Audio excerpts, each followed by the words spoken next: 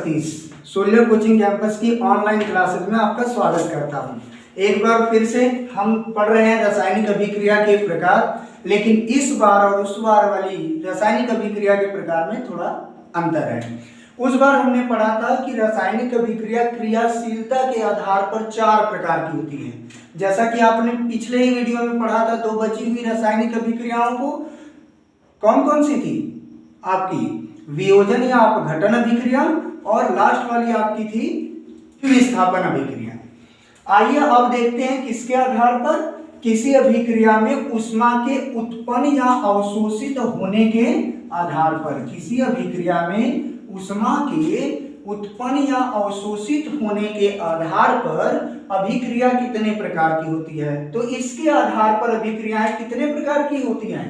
2 प्रकार की होती हैं। किसके आधार पर? ऊष्मा के उत्सर्जित या अवशोषित होने के आधार पर। इसे कहते हैं ऊष्माक्षेपी अभिक्रिया और एक दूसरे को कहते हैं भाई ऊष्मा शोषी अभिक्रिया। अब आइए देख लेते हैं 1 बाय 1 इनके विषय में। ऊष्माक्षेपी अभिक्रिया किसे कहते हैं तो देख लीजिएगा। एक्सोथर्मिक रिएक्शन इसकी मीनिंग्स होती है। अब आगे देख लेते हैं। ऐसी अभिक्रिया जिसमें ऊष्मा उत्सर्जित होती है। भाई इसमें क्या कह रहा है ऊष्माक्षेपी अभिक्रिया में कि इसमें ऊष्मा का क्या होगा? उत्सर्जन होगा।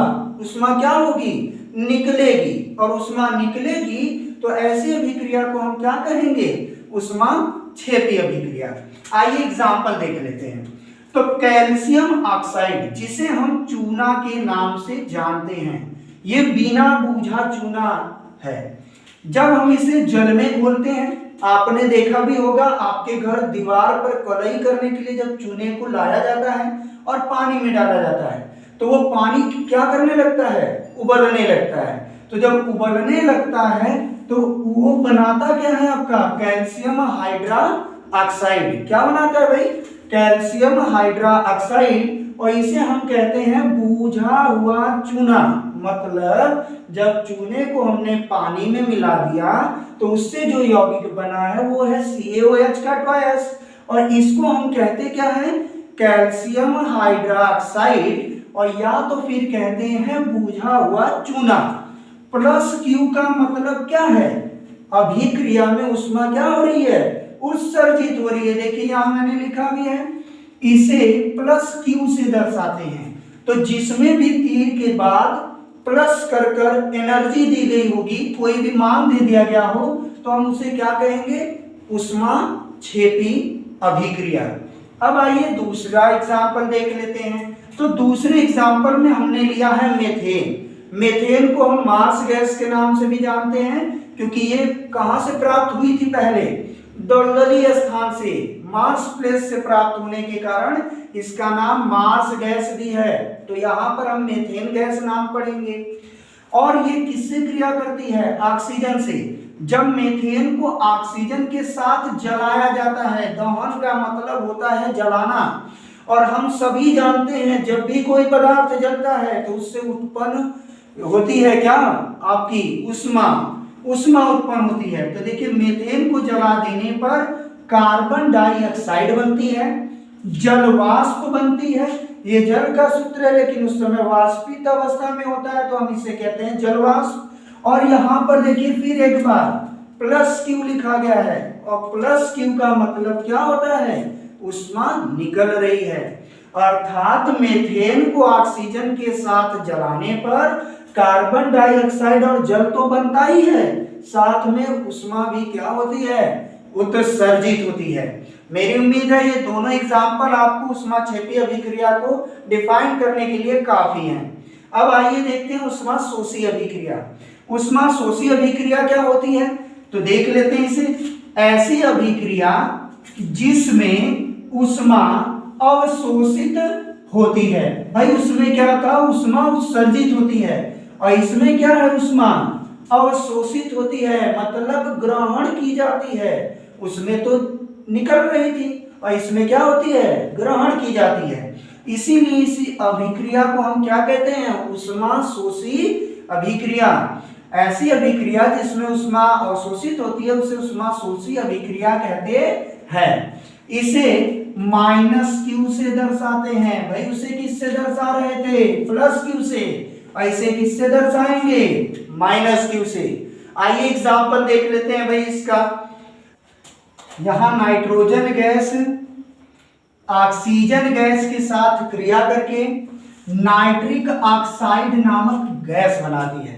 फिर से समझिएगा, नाइट्रोजन गैस है, ऑक्सीजन गैस से क्रिया करके नाइट्रिक ऑक्साइड नामक गैस बनाती है। और यहां पर माइनस क्यू क्या दर्शा रहा है भाई, माइनस क्यू ये दर्शा रहा है कि यह अभिक्रिया कैसी है, उष्मा शोषी अभिक्रिया। भाई कैसी अभिक्रिया है, उष्मा शोषी अभिक्रिया है, क्योंकि इसमें क्या हमने लिखा है, माइनस क्यू। अब माइनस क्यू की जगह हमें कोई मान देगा, लेकिन किसमें देगा, ऋण में कर देगा, तो हम समझ जाएंगे कि ये कैसी अभिक्रिया है, आपकी उष्मा शोषी अभिक्रिया है। अब आइए देखते हैं अगला एग्जाम्पल। अगला एग्जाम्पल आप बखूबी पहचान रहे होंगे, ये है आपका सुक्रोज।